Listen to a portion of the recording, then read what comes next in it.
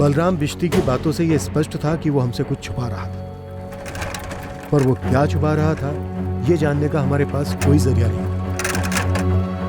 पर जो पिछले 11 महीनों में नहीं हुआ वो अगले 7 दिनों में होने जा रहा है। इस केस की पहली ठोस कड़ी थी वो कॉल जो बलराम को आया था, और बलराम के अनुसार वो कॉल पीड़ित नीलम का था। नीलम बेटा, कहाँ है तू? सर रोहतक का नंबर है, किसी भूषण शर्मा के नंबर स्टार्ट है।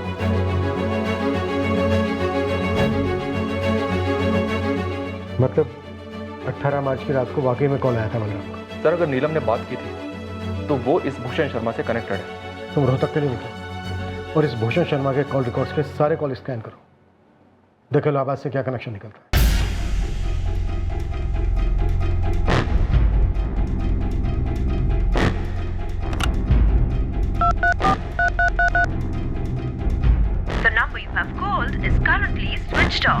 सर 23 मार्च को बलराम को जिस अननोन नंबर से कॉल आया था, ये वाला, फिलहाल ये नंबर स्विच ऑफ आ रहा है। मैंने अर्जेंट बेसिस पे इस नंबर की सारी डिटेल मंगवाई है।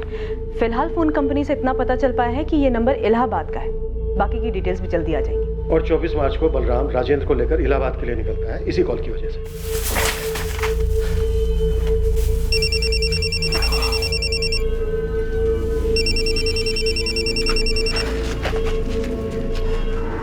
हेलो।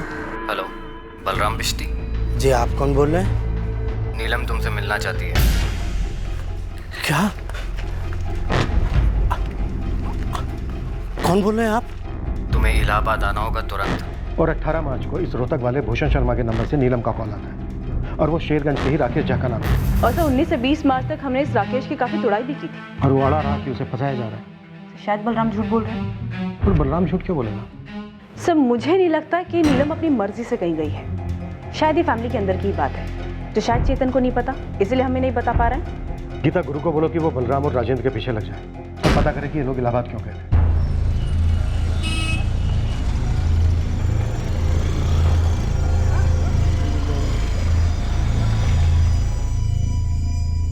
मैं इस भूषण शर्मा को नहीं जानता, मेरे पहले कभी किराए पे रहा होगा। ओम प्रकाश जी से पूछिए। मकान मालिक जी, वो सामने वाले घर में ही रहते हैं। ये तो भूषण शर्मा है, मेरे यहाँ 2 साल पहले किराएदार था। अभी कहाँ है? पता नहीं सर, बता के नहीं गया। मगर मेरे एड्रेस पे लिया हुआ सिम कार्ड वो आज भी यूज कर रहा है। गलत है ना सर? भूषण के साथ हुए एग्रीमेंट की कॉपी है आपके पास?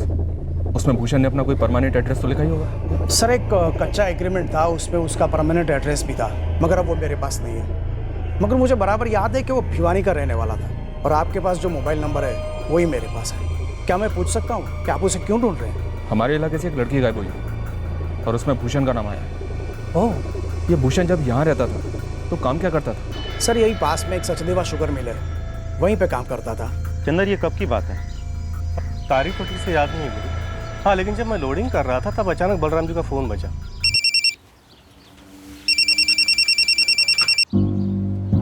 और फ़ोन पर बात करने के बाद पता नहीं क्यों उनके चेहरे का रंग उड़ गया। क्या हुआ बलराम जी? कुछ नहीं। फिर चेहरे का रंग क्यों उड़ा हुआ? कोई परेशानी है? कुछ नहीं। फिर 2 दिन की छुट्टी ली, और जब छुट्टी से लौटे तो वहीं चेहरे का रंग उड़ा हुआ। तुम्हें क्या लगता है कि बलराम का ही हाथ है उसके बेटी के गायब होने में? ये मैं कैसे बता सकता हूँ? अरे भाई, बात होती होगी ना आपस में, वैसे भी 11 महीने हो गए। हाँ वो तो है। वैसे गुरु एक बात बताऊँ, बलराम जी अपनी बेटी से बहुत प्यार करते थे। जितना प्यार वो अपने बेटे चेतन से करते थे उतना ही बड़ी बेटी नीलम से। वो बेचारी कैसे गायब हुई, किसने अगवा किया, उसके साथ क्या हुआ, अब ये मैं कैसे बता सकता? फोटो दिखाने की जरूरत नहीं है साहब, भूषण और मैं एक साथ ही काम करते थे यहाँ। हम दोनों फोरमैन की ड्यूटी करते थे शिफ्ट से। इस वक्त भूषण कहाँ है? भिवानी में? भिवानी में? ना ना, मतलब हो सकता है कि उसके माँ बाप वगैरह वहाँ हो, लेकिन भूषण तो अभी पंचकुला में है। वहाँ का नंबर, एड्रेस? 1 महीने पहले मेरी बात हुई थी उससे, तब उसने कहा था कि वो किसी फैक्ट्री में फोरमैनगिरी कर रहा है। फैक्ट्री का नाम? वो तो मैंने नहीं पूछा साहब, लेकिन हुआ क्या है? हमारे इलाके की गायब हुई एक लड़की ने भूषण के फ़ोन से अपने बाप को फ़ोन किया था, तभी से भूषण का नंबर भी ऑफ है। भूषण तो कभी अपना फ़ोन ऑफ नहीं रखता, और ये लड़की वड़की कुछ समझ नहीं आ रहा।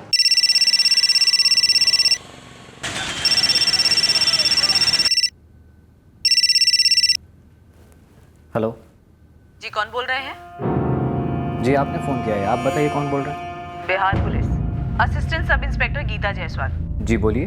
आपके नंबर पर किसी भूषण शर्मा नाम के आदमी का कॉल आया था 19 मार्च को। हो सकता है किया हो, लेकिन बात क्या है? आप क्या करते हैं और ये भूषण शर्मा कौन है? जी देखिए, मेरा नाम प्रवीण त्रिपाठी है। मैं यहाँ इलाहाबाद डिस्ट्रिक्ट कोर्ट में क्लर्क हूँ। दिन भर में मुझे कई लोग फ़ोन करते हैं, लेकिन मैं सभी को नहीं पहचानता हूँ। हो सकता है इस भूषण शर्मा ने भी किया हो फ़ोन, लेकिन मुझे ऐसा कुछ याद नहीं आ रहा है। नीलम बलराम बिस्ती, ये नाम सुना है? नीलम बलराम बिश्ती? 21 साल की लड़की है, यहीं शेरगंज की है, 11 महीने से गायब है। नहीं, मैंने ऐसा कोई नाम नहीं सुना, याद तो नहीं आ रहा है मुझे।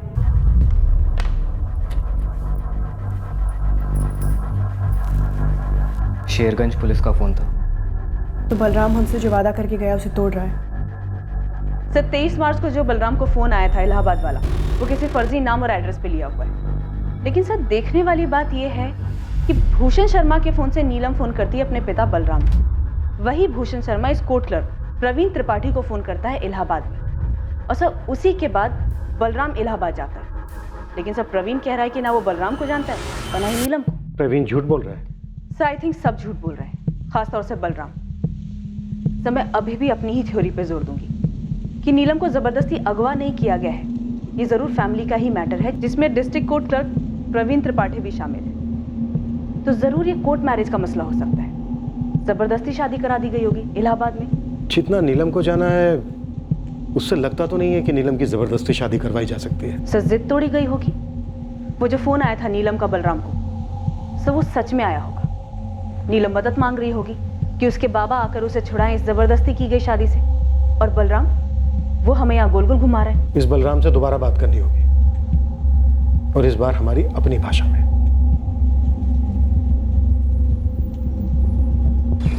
सर और कोई सिर्फ एक डिटेल बता सकते हैं भूषण शर्मा के बारे में? सिर्फ एक फ़ोन नंबर है जो फिलहाल बंद है। उसी के एड्रेस से घूमते घामते यहाँ तक पहुँचे हम।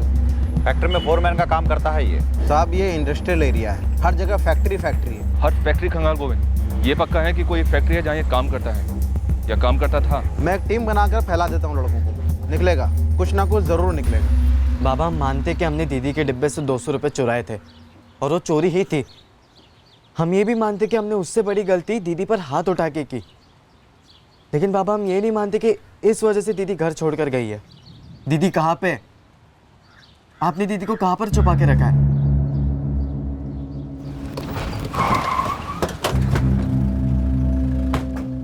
बलराम जी थाने चलिए, आपसे कुछ जरूरी बातें करनी है। मेरे पास कहने के लिए अब और कुछ नहीं बचा। नीलम जब तक मिल नहीं जाती ना, तब तक हमारे पास कहने सुनने के लिए काफी कुछ है। आप मेरी बेटी को ढूंढना छोड़ दीजिए साहब। मतलब हम केस क्लोज कर दें? नीलम को आप नहीं ढूंढ पाए। मतलब हम आपको लिखित में दें कि नीलम के फादर ने उसे ढूंढ लिया है और हम केस क्लोज कर रहे हैं। जो आपको ठीक लगे। इस वक्त हमें ठीक नहीं लग रहा है बलराम जी, आपका बिहेवियर, आपका बर्ताव, जो हम 2 मिनट में ठीक कर सकते हैं अपने डंडे से। तो बरसाइए डंडे, जितना जी चाहे बरसाइए। ऐसा क्या कर दिया नीलम के साथ जो आप हमारे डंडे से खुद को दंड देना चाहते हैं? किसी से जबरदस्ती शादी तो नहीं करवा दी है इलाहाबाद में? कहीं ये मिसिंग केस पहले ही दिन से एक नाटक तो नहीं था? तुम्हारी खामोशी का ये एक एक पल हमारे शक को और गहरा करता जा रहा है। अब तो हम दावे के साथ कह सकते हैं कि अगर नीलम घर वापस नहीं लौटी है, वो इसलिए क्योंकि इसका जिम्मेदार उसका बाप है। क्यों बलराम, ये गुमशुदगी का नाटक क्यों? राम कसम मैंने पुलिस को कुछ नहीं बताया। तो फिर वो मुझ तक कैसे पहुंचे? मुझे नहीं पता, मैं पुलिस से बात ही नहीं कर रहा हूँ। तो अभी बात कर और बोल उन्हें साफ साफ कि मुझे ये केस आगे नहीं बढ़ाना है। तुझे तेरी बेटी की परवाह है या नहीं? हाँ है। तो बस केस वापस ले ले, जल्द से जल्द। मुझे ये केस आगे नहीं बढ़ाना साहब। तुमने कोई मार्केट से प्रेशर कुकर नहीं खरीदा है कि वापस कर दिया और फिर रिफंड भी मिलेगा? तो क्या करेंगे आप? मारेंगे? मारिए, जान से ही मार दीजिए मुझे। ये ड्रामा नहीं बलराम, पीड़ित तुम्हारी बेटी नीलम है, तुम नहीं। तुम गुनहगारों की तरफ हो। गुनहगार तो ये गरीबी है साहब। सिर्फ 200 रुपए और एक थप्पड़ की वजह से मेरी बेटी घर से निकल गई गुस्से में, ये सच है और ये बदल नहीं सकता। क्योंकि ये हुआ है तो बाकी सब भी हुआ। बाकी सब? इस बाकी सब पर थोड़ी रोशनी डालेंगे? मुझे नहीं पता साहब मेरी बेटी है कहाँ। अगर पता होता तो उसे मैं कब का घर ले आता। आपके ये बकवास भाषण नहीं सुनता। सर इस भूषण शर्मा का पंचकुला के घर का एड्रेस मिल गया है। इसने 21 मार्च को फैक्ट्री से नौकरी छोड़ी। कभी गोविंद इसके किराए के मकान पर है। इस वाले घर से भी निकल गया? गोविंद कहते हो यही रहा है सर। इस भूषण शर्मा को ट्रेस करना बहुत जरूरी है मनोज। ये केस कुछ अजीब है। बलराम काफी कुछ जानता है और काफी कुछ छुपा भी रहा है।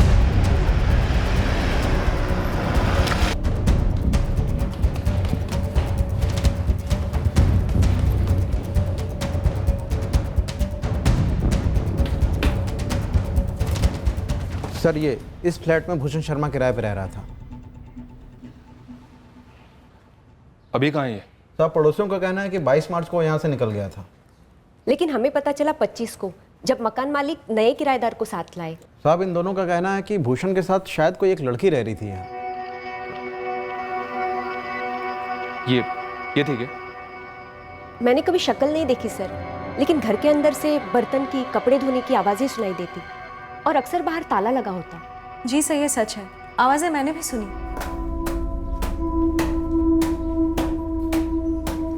सुना मगर ऐसे कैसे? मुझे पहले लगा बिल्ली बिल्ली होगी। बिल्ली तो बर्तन गिरा सकती है ना, ब्रश से कपड़े थोड़ी धोएगी। और बस एक बार मैंने उस भूषण को घर लौटते हुए देखा, मुझसे रहा नहीं गया तो मैंने उसे सीधा पूछ लिया, भूषण जी कोई आया है क्या घर पर? नहीं तो। दोपहर को कुछ आवाजें आ रही थी अंदर से, मैंने और कोमल दोनों ने सुनी। अच्छा, बड़ी अजीब बात है।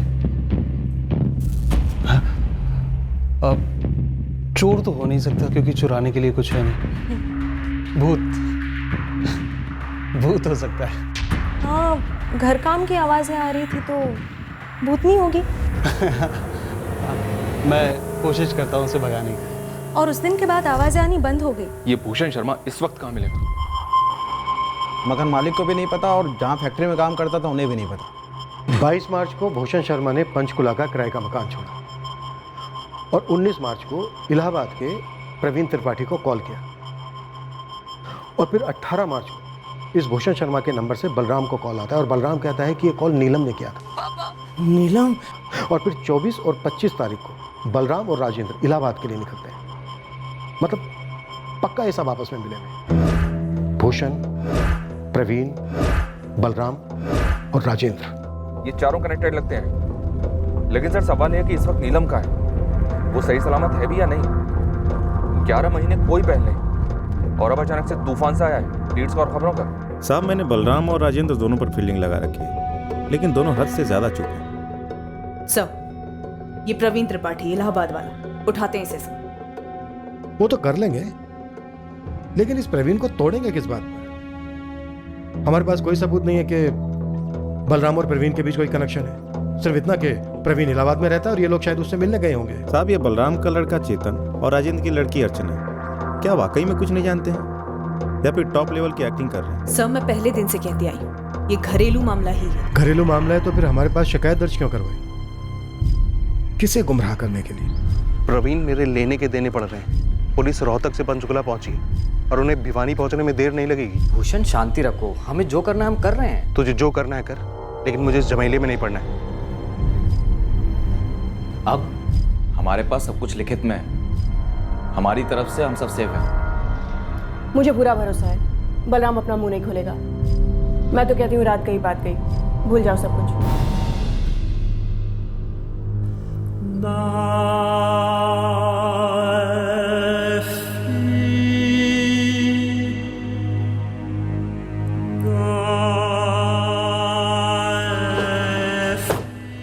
हम भूषण शर्मा तक पहुंचने में कोई कसर नहीं छोड़ रहे थे। ये आदमी हमारी एकमात्र लीड था जिसके जरिए हम जान पाते कि नीलम रिश्ती कहाँ थी और वो जहां भी थी वहां क्यों थी। भिवानी का रहने वाला है। हम उन सभी लोगों से संपर्क कर रहे थे जो हमें भूषण शर्मा तक पहुंचा पाते। हमने भिवानी में भी अपनी एक टीम बनाई भूषण शर्मा की डिटेल्स निकलवाई। नीलम रिश्ते के ठिकाने का एक कनेक्शन हमें आगरा से भी मिला, पर यह कनेक्शन क्या था ये केस क्लोज होने तक हमें कभी पता नहीं चल पाया। पर इस जुर्म की जड़ हमारे शेरगंज में ही थी, हमारी नाक के नीचे। और नीलम रिश्ती फिलहाल कहां थी वो भी किसी को पता था, पर वो हमें नहीं बताया जाने वाला था। रश्मि, चेतन, राधेपुर जाना है अभी के अभी। क्यों? वहाँ क्या हो रहा है? रास्ते में सब बताता हूँ, बस चलो भी। पापा पापा अब तो बताओ हुआ क्या है और हम जा कहाँ रहे? अभी के लिए ये बात कम से कम हम तीनों के बीच रहनी चाहिए। पहले बताएं कि बात क्या है। नीलम लौट आई है।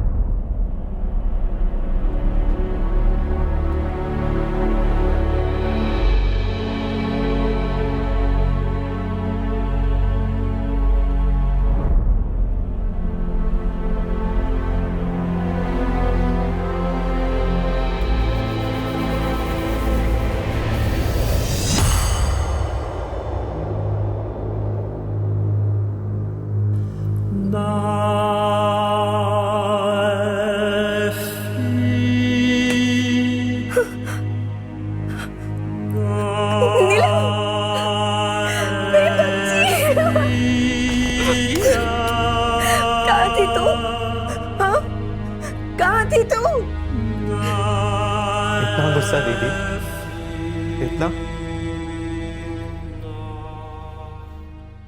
कल रात लौटे हैं, पानी पीकर सो गई, अब जाके कुछ खाइए। उसे कुछ दिन यहीं रखो राजेंद्र, उसे ठीक होने में समय लगेगा।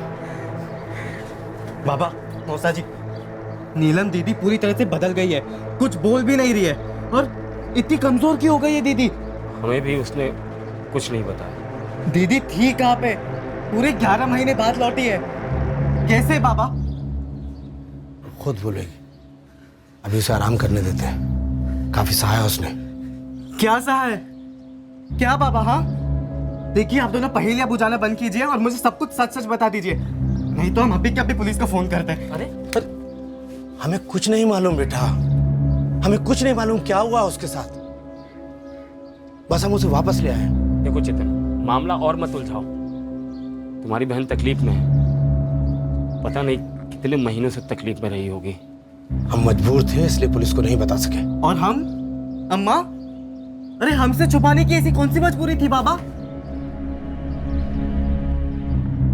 अरे अभी बोलो बाबा। बेटा वो लोग बहुत खतरनाक लगते हैं, पता नहीं नीलम उनके चंगुल में फंस कैसे गई। 23 मार्च को फोन आया था मेरे पास उनका। नीलम तुमसे मिलना चाहती है। कौन बोल रहे हैं आप? तुम्हें इलाहाबाद आना होगा तुरंत। वो क्या रहा है बलराम, क्यों जाना इलाहाबाद? बस तुम चलो मेरे साथ, रास्ते में सब कुछ बता दूंगा। तुम्हारे बाबा ने नीलम का नाम लिया, इसलिए मैं इलाहाबाद जाने को राजी हो गया। लेकिन है कौन ये लोग? हमें नहीं मालूम, बस बोले इलाहाबाद बस अड्डे पे मिलना।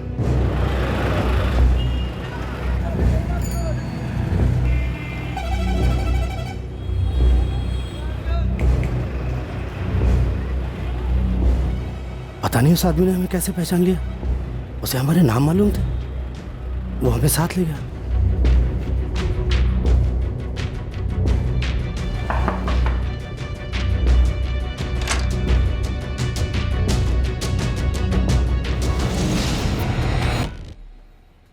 बलराम बिस्ती, मैंने ही तुम्हें फ़ोन किया था। मेरी बेटी कहाँ है? जिंदा देखना चाहते हो तो आवाज़ नीचे। हम लोगों से क्या दुश्मनी है आपकी, हम लोग तो गरीब लोग हैं। नीलम को देखना है या नहीं?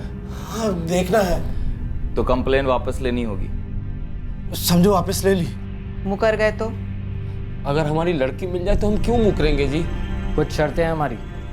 कैसी शर्तें? हमारी गलती क्या है? हम मेरी लड़की की गलती क्या है? फिर शुरू हो गया रोना धोना? नहीं नहीं, आप अपनी शर्त बताइए।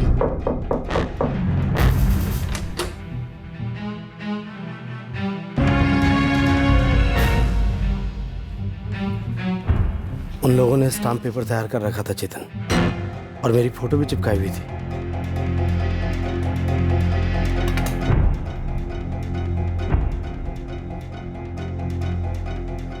ये क्या है? ये दस्तावेज है कि तुमने अपनी मर्जी अपनी खुशी से नीलम की शादी कराई। क्या? और पुलिस में झूठी कंप्लेन लिखवाई कि वो गुमशुदा है। और एक बात कान खोलकर सुन लो, अगर तुम इस दस्तावेज पर दस्तखत नहीं करते हो, अंगूठा नहीं लगाते हो, तो नीलम को जिंदा नहीं देख पाओगे। मार डालेंगे तुम्हारी बेटी को। सोचने का वक्त तो मांगना भी मत। अभी ये ऑफर दे रहा हूँ, कबूल कर लो, वरना कहानी खत्म।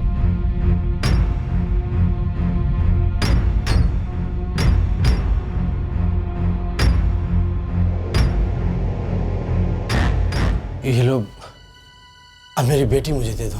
लड़की 2 अप्रैल को मिलेगी, जब हम सब संतुष्ट हो जाएंगे कि तुमने कंप्लेंट वापस ले ली। अब जुबान देते हैं, पुलिस के पास नहीं जाएंगे, बेटी लौटा दो। बोला ना 2 अप्रैल को। चलो अब निकलो अपने घरों को।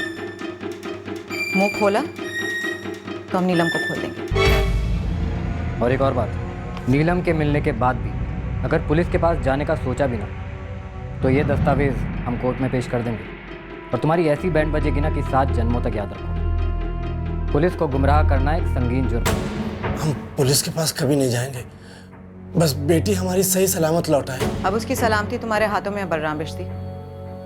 चलो अब दफा हो जाओ यहाँ से, इससे पहले कि हमारा इरादा बदल जाए। कल रात हम गया स्टेशन गए थे, वहाँ उनमें से एक आदमी नीलम को छोड़ने आया। हम नीलम को लेकर घर आ गए।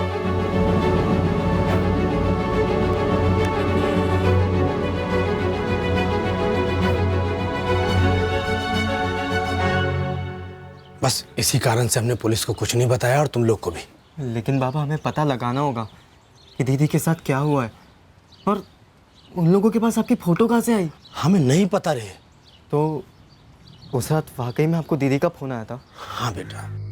अरे कुछ तो बोलो, कौन है इतनी रात गए? बाबा, बाबा। नीलम, नीलम, नीलम बेटा, कहाँ है तू? बाबा मुझे बचा लीजिए, मुझे बचा लीजिए। नीलम मेरे बच्चे, ये तो बता तू है कहाँ? बाबा मुझे नहीं पता मैं कहाँ हूँ, ये सब राकेश भैया ने किया है। बाबा मुझे बचा। बस अब तेरी बहन ही बता सकती है 11 महीने कहाँ थी, क्या हुआ क्या नहीं। देखो बेटा, वो गहरे सदमे में है, एक बार ठीक हो जाए जरूर बताएगी हम सबको। नहीं बाबा, हमें अभी के अभी पुलिस के पास चलना चाहिए। मौसा जी, इन लोगों को सजा होनी चाहिए। तुम मूर्खों वाली बात मत करो चेतन, सजा तुम्हारे बाबा को भी होगी। अंगूठा लगाया कोर्ट के कागज पर। देखो बेटा, पुलिस अगर उन्हें पकड़ भी लेना तो मरेंगे हम। ठंडे दिमाग से काम लो चेतन, तुम्हारी बहन लौट आई है पूरे 11 महीने बाद। हम तो मान ही बैठे थे कि दोबारा कभी चेहरा ही नहीं देख पाएंगे। देखो बेटा, बस उसकी देखभाल करनी है, ठीक करना है उसे।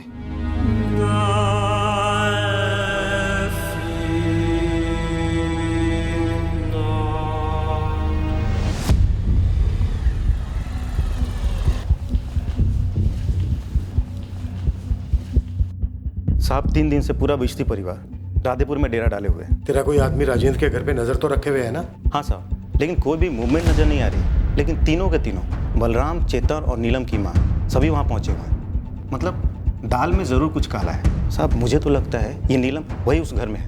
आप धावा बोली डालो।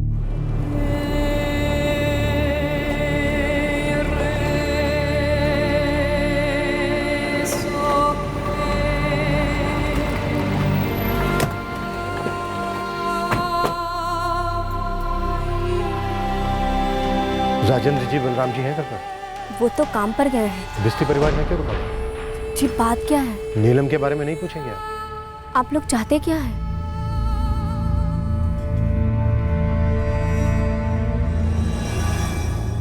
क्यों चेतन, तुम सब लोगों ने शेरगंज क्यों छोड़ा? बस ऐसे ही सब, वो कुछ दिन के लिए आए हम यहाँ पर। सच बोलो। क्योंकि नीलम दीदी वापस लौट आई है सब। और ये हमें इन्फॉर्म ना करने की कोई खास वजह? नीलम दीदी की हालत कुछ खास नहीं है सब, कुछ हमें बता नहीं रही है कि क्या हुआ, कहाँ पर थी, और हमने भी ज़्यादा प्रेशर नहीं डाला उन पर। हमें नीलम से मिलना है अभी।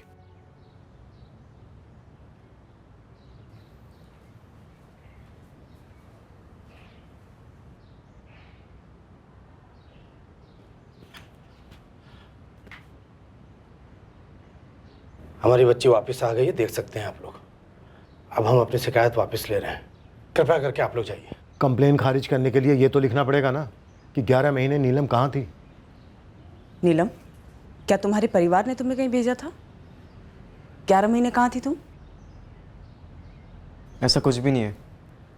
बाबा थोड़े डरे हुए थे, इसलिए बाबा ने कुछ बताया नहीं, और अभी भी डरे हुए। क्या बोल रहा है आपका बेटा? चेतन, तुम अब कुछ नहीं बोलोगे? साहब, हमें भी अब कुछ नहीं बोलना। देखिए, आप डरिए मत, हम आपकी मदद के लिए हैं। नहीं चाहिए हमें आपकी मदद। सर हम बताते। चेतन, सर उन्होंने बाबा से स्टैम्प पेपर पर अंगूठा लगवाया और बाबा को ये बोलकर डरा दिया है कि अगर कुछ भी होगा आगे जाके तो उसके लिए बाबा फंसेंगे और वो लोग नहीं, मेरी बहन। इसके साथ तो बहुत कुछ गलत हुआ है सर, कुछ बोल भी नहीं पा रही है वो। बाबा और मौसा जी जाकर दीदी को इलाहाबाद से छुड़ा लाए थे इस शर्त पर कि वो अपना कंप्लेंट वापस ले लेंगे। नीलम,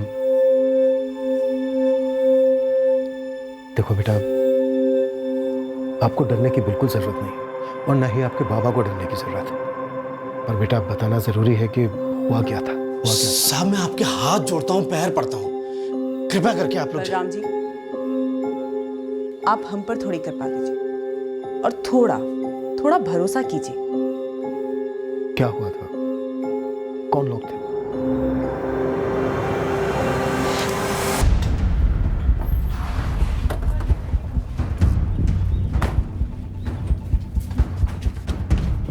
चल राकेश, नाटक खत्म तेरा। अब कौन सा नया झूठा इल्जाम लगाने आए सर? बच्चे को रिश्तेदार के पास छोड़िए और तुम इसके साथ जाओ, फिर इसको भी घसीटते हुए लाना। अरे हुआ क्या है? सर बताइए तो सही, हुआ क्या है? अरे सर, कैसे मेरे पति में हाथ उठा रहा? सर अभी तो सिर्फ हाथ उठाए, अभी तो तुम्हारे पति का ऐसा हश्र करेंगे कि तुम पहचान नहीं पाओगी। मेरे गुस्से का फायदा उठाया राकेश ने। कहाँ लेकर गया तुम्हें राकेश? पता नहीं चला, पहले उसकी गाड़ी में, फिर बस में।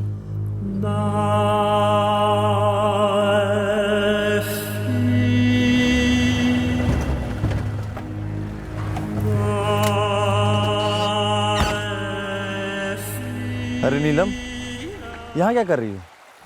बैग वैग लेकर के कहीं जा रही हो क्या? क्या हुआ? मैंने राकेश को सब कुछ बताया। मैं भैया बुलाती थी उसे, भरोसा था उसके ऊपर। मैं अपना सारा गुस्सा उगल गई। चेतन के साथ हुए झगड़े से मेरा माथा फिर गया था और मैंने उसे सब कुछ बता दिया। बिल्कुल सही किया तुमने नीलम, बिगड़ गया है चेतन। अम्मा कहती है भुला दे, माफ कर दे। लेकिन उसने माफी नहीं मांगी होगी। एक तो चोरी, ऊपर से सीना चोरी। अरे कल को किसी क्रिमिनल गैंग में भर्ती हो सकता है वो। वही तो राकेश भैया, लेकिन अम्मा पापा है कि समझने को तैयार ही नहीं है कि ये कितना सीरियस मैटर है। अरे वो सीरियस नहीं होंगे जब तक तुम सीरियस नहीं होगी नीलम। मतलब भैया? मतलब तुम गुस्से में घर से निकली हो ना, पकड़े रहो गुस्से को। एक दिन घर ही मत जाओ, तुरंत फोन ऑफ कर दो, सिम भी निकाल दो इसका। अरे करो, सोचो मत, सबके होश ठिकाने आ जाएंगे। और मौसी के घर भी मत जाना। तो फिर? तुम मेरे साथ चलो। अरे जरा तिल मिलाने दो इनको, सबक सीखेगा चेतन। एक तो घर में कभी चोरी नहीं करेगा और बहन पे हाथ उठाने जैसी जलील हरकत तो करेगा ही नहीं। और तुम्हारे माँ बाप भी समझेंगे कि ये कोई एवं ही बात नहीं है। अरे सब समझ जाएंगे, सुधर जाएंगे। लेकिन अगर तुम चुपचाप घर वापस चली गई तो सब समझेंगे तुम नौटंकी कर रही हो।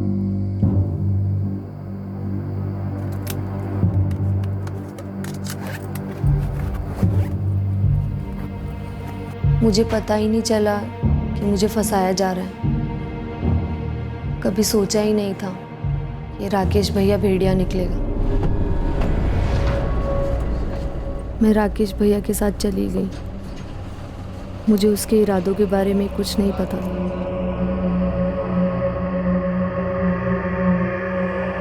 अरे इधर आ। नीलम, ये हमारा दोस्त है प्रवीण। आज रात हम यहीं रुकेंगे, कल सुबह होते निकल जाएंगे। जी नमस्ते। नमस्ते भैया। राकेश भैया, मुझे लगता है कि मुझे अम्मा पापा को फ़ोन कर देना चाहिए। वो परेशान हो रहे होंगे कि मैं मौसी के घर भी नहीं पहुंची।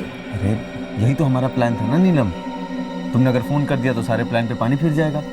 चेतन हंस देगा तुम पे और फिर से हाथ उठाएगा। इस बार 200 की जगह 2000 चुराएगा, समझ लो। ठीक, आज रात यहीं काट लीजिए, कल सुबह चाय नाश्ता करके लौट जाइएगा। हाँ, कल सुबह लौट जाएंगे। चलो दरवाज़ा खोलो। आ जाओ, आओ।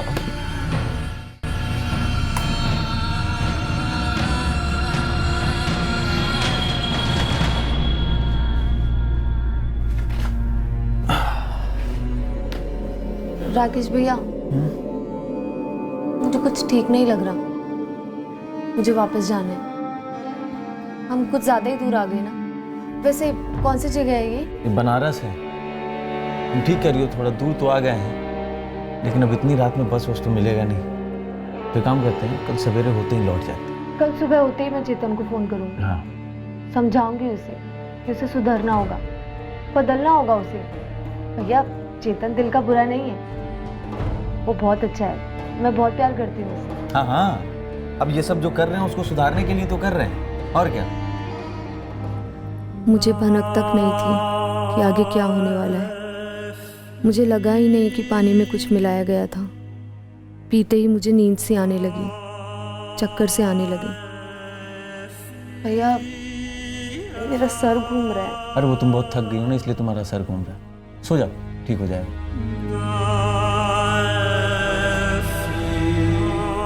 वो मेरे पास लेट गया। मैं आधी बेहोशी में भी सोच रही थी कि ये ऐसा क्यों कर रहा है, लेकिन मैं कुछ बोल नहीं पा रही थी। कमजोरी सी थी, सब धुंधला सा था। और फिर अचानक से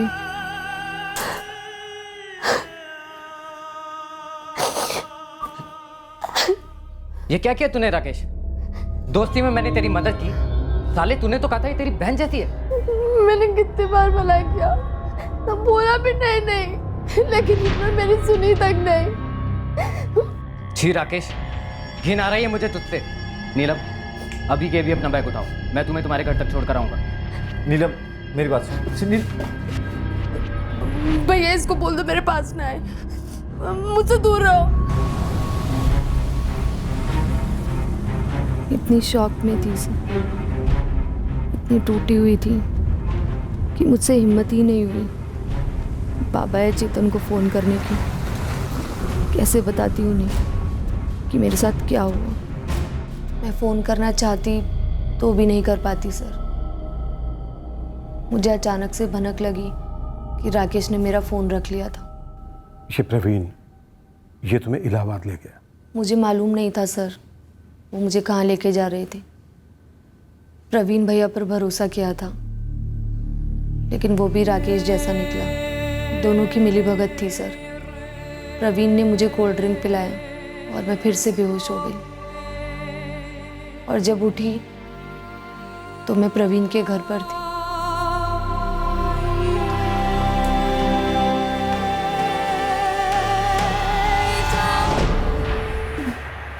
मैं कहाँ हूँ? इलाहाबाद। प्रवीण भैया मुझे घर जाना है। तेरा अपना नया घर होगा नीलम, तेरी शादी होने वाली है।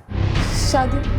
नहीं, मुझे शेरगंज जाना है, अम्मा पापा के पास, अपने भाई के पास। भूल जाओ उन्हें, तेरी शादी तय हो गई है। चू तक की तो चीर के रख दूंगी तुझे नीलम।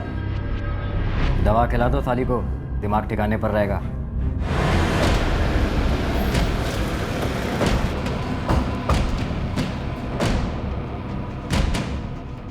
और अनंत का केस जी, शादी करनी है किसको?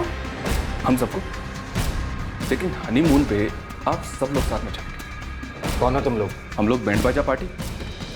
वैसे आपकी पार्टनर अम्बिका पटेल कहाँ है? रिसेप्शन में तो उनको भी आना पड़ेगा ना। पुलिस? पर तुम्हारे लिए यमराज। देखिए सर, अगर नीलम के बाप ने फिर से कोई शिकायत की है तो सबूत है हमारे पास।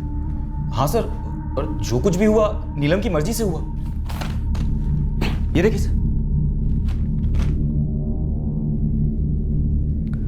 जिस दिन पकाने में पानी बंद हो जाए ना, इस कागज का इस्तेमाल कर लेना, समझा?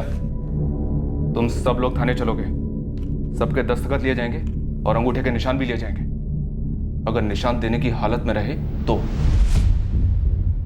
इस घिनौनी साजिश, इस संगीन जुर्म के हर किरदार को हमने तक लिया। प्रवीण त्रिपाठी, उसकी पत्नी नीता त्रिपाठी, पार्टनर सुधांशु सिंह और एजेंट अंबिका पटेल। पर इस साजिश का सरदार, मास्टरमाइंड था राकेश झा, जो नीलम और उसके परिवार से अच्छी तरह परिचित था। उसने नीलम के गुस्से का फायदा उठाया और उसे अगवा कर लिया। वाराणसी की रहने वाली अंबिका पटेल ट्रैफिकर थी, जिसका राकेश झा के साथ अफेयर था, और उसके जरिए राकेश प्रवीण, नीता और सुधांशु से कांटेक्ट बना पाया था। इंस्पेक्टर साहब, हमने बड़े कायदे से लड़की को सही सलामत उसके घर तक पहुंचा दिया है। बहुत बहुत धन्यवाद प्रवीण जी। हम तो लड़की वाले हैं, हम भी कायदे से खूब खातिरदारी करके आपको अदालत पहुंचा देंगे। एक काम करते हैं सर, कम से कम 2 हफ्ते इनकी अरेस्टिंग दिखाते ही नहीं है, इनकी जम के खिलाई पिलाई करते हैं। नीलम ने भी तो पूरे 11 महीने इन लोगों की मेहमान नवाजी का लुत्फ उठाया। बनता तो है। सर एक मिनट, जो कुछ भी हम सच सच बता देंगे, और लड़की का ऐसा भी कुछ बिगड़ा नहीं है सर। आगरा से हमने मयंक चौधरी को गिरफ्तार कर लिया। वो नीलम का पहला खरीदार था। 3 लाख में उसने नीलम को बतौर दुल्हन खरीदा। सुन प्रवीण, नहीं जम रही है यार। कल मैं लड़की को तेरे पास वापस लेके आ रहा हूँ। क्या हुआ मयंक, कुछ कर दिया क्या नीलम ने? घर का एक काम नहीं करती है। मेरी अम्मा उसे नहीं संभाल पा रही है। साली को प्यार से समझाया, बेल्ट से समझाया, सुनती नहीं है कमीनी। देख, नहीं चाहिए मुझे ऐसी बला, तू मेरे पैसे रेडी रखना, मैं आ रहा हूँ कल। वाह, अच्छा मजाक कर रहा है। 4 महीने जम के इस्तेमाल किया तूने उसे। अरे कौन सा पूरे 3 लाख रुपए मांग रहा हूँ यार, कम से कम 50% तो वापस दे दे। साहब नाक में दम कर दिया था उसने साहब, तो हमें उसे वापस लेना ही पड़ा। मयंक को पूरे 3 लाख लौटाने पड़े साहब। फिर किसे बेचा नीलम को? इस भूषण शर्मा को? भूषण के साथ सिर्फ 2.5 लाख की डील की। 2.5 लाख में बेचा, समझा? बेचा बोल रहा है तो बेचा बोल दीजिए साहब, लेकिन अचानक से उसने कांड कर डाला साहब।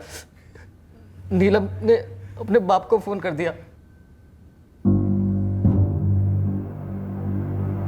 कह रही मेरे फोन से अपने बाप को फोन कर दिया। क्या? मैंने बोला था तुझे दवाई टाइम टू टाइम दे, थप्पड़ टाइम टू टाइम लगा, और फोन दूर रख उससे हर टाइम। अरे यार, सब कुछ वैसे हो रहा है, बस कल रात में अपना फोन लॉक करना भूल गया। सुन भाई, इसे वापस ले जा, मुझे इस मुसीबत में नहीं फंसना है। इंसान है, कोई चीज नहीं है कि दुकान पे जाके वापस लौटा दूं इसे। देख प्रवीण, मैं ये घर और ये नौकरी सब कुछ बदल रहा हूँ, नए सिरे से शुरुआत कर रहा हूँ। अगर तू इसे वापस नहीं लेगा ना तो मैं कहीं भी जाकर छोड़ दूंगा। अरे मत, तू एक काम कर, तू मेरे पास ले आ, मेरे पास ले आ। फिर से? तो लेने के देने पड़ गए। बस अब इस बार इसको रीसेल में नहीं डालते प्रवीण। तो फिर क्या करना है? सुधांशु सही कह रहा है प्रवीण, उसको रीसेल में मत डाल, वापस कर देते हैं उसे। क्यों, कुछ ज्यादा गड़बड़ हो गई क्या? अरे उसने फ़ोन करके अपने बाप को मेरा नाम दे दिया है। भाई यार, अब क्या करें? अब क्या, शामत की तैयारी करूं? 2 दिन से पुलिस वालों ने जो क्लास लगाई है मेरी, जैसे तैसे निकला हूं लॉकअप से। और तू अब बता रहा है मुझे? अभी घर पहुंचा हूं थाने से। सुन, हमसे मर्डर वर्डर नहीं होगा, तू देख ले तुझे जो करना है। अरे अभी तो पुलिस को घुमाने की मैंने पूरी कोशिश की, बोला है कि लड़की का बाप ही है इन सब के बीच। एक काम करते हैं, लड़की को वापस कर देते हैं। और उसने मुंह खोल दिया तो? उसके बाप ने मुंह खोल दिया तो? अरे कोई मुंह नहीं खोलेगा, न लड़की न लड़की का बाप। एक आइडिया है। स्टैम्प पेपर का आइडिया? हाँ साहब, ओ राकेश ने नीलम के बाप का फोटो भेजा हमारे पास। और बलराम बिश्ती को तू फोन करता था दूसरे नंबर से? हाँ साहब, फर्जी सिम कार्ड इस्तेमाल किया था। ये भूषण शर्मा कहाँ इस वक्त? वो फरीदाबाद में साहब। सर आप मेरी बात क्यों नहीं समझ रहे सर मेरा गुनाह क्या है सर मैंने बाकायदा शादी किया है उससे सर। 2 दिन बाद हमने भूषण शर्मा को गिरफ्तार किया और इस केस का आखिरी गुनहगार हमारी हिरासत में आ गया। साहब, आप एक बार स्टैम्प पेपर पढ़ तो लो, ऊपर से हमने लड़की को वापस भी कर दिया है।